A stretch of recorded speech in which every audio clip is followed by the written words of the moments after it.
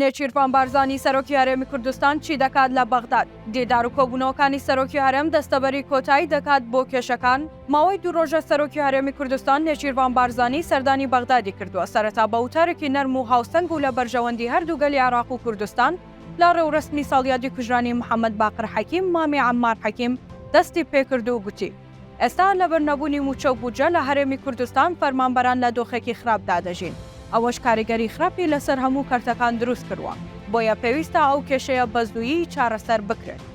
داواشی لەسەرکردە و فراکسیۆنەکانی پەرلەمانی عێراق کرد پشتیوان بن بۆ چارەسەرکردنی کێشەی بودجە و موچەی هەرێمی کوردستان. سەرۆکی هەرێم باسی لەوەش کرد کە محەممەد شیع سوودانی سەرۆک وەزیرانی عێراق کاری باشی کردووە بۆ شارەسەرکردنی کێشەکان، بەڵام جەختی کردەوە کە پێشێلکردنی دەسەڵاتی فەرماندەی گشتی هێزە چەکدارەکانی عێراق بەهێرش بۆ سەر نێردە دیپلۆماسیەکان و هێزەکانی پێشمەرگە کاری حکوومەت تێک دەدات و ئالۆزیەکە زیاتر دەکات. دوای وتارەکەی سەرۆکی هەرێم سەردانی یار و نەیاری کوردی لە بەغداد کرد. ئەم سەردانەی سەرۆکی هەرێم لەم کاتەدا گرنگی خۆی هەیە بەتایبەت کە ئەنجومەنی وەزیرانی عێراق سەرقاڵی ئامادەکردنی هەمواری پرۆژە یاسای بودجەی ساڵی 2024 بۆ ئەوەی دواتر بۆ تێپەڕاندن ڕەوانەی پەرلەمانی بکات. بۆیە پێویستە کورد پێشوەختە گرنتی و ڕێکەوتنی خۆی بکات و لە پرۆسەکە ئاوت نەبێت.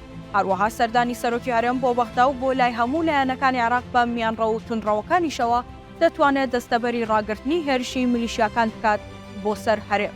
نێچیروان بارزانی سەرۆکی هەرێم بەوە ناسراوە کە لە گەرمەی ململانە توندەکاندا بە پێچەوانەی زۆرینەی سیاسیەکانی ناوچەکە بە وتارێکی هاوسەنگ و نەرم ئاو دەکات بە ئاگری کێش و گرفتەکاندا و لە بەرامبەریشدا هەر خۆی دەبێتە ژمارە 1.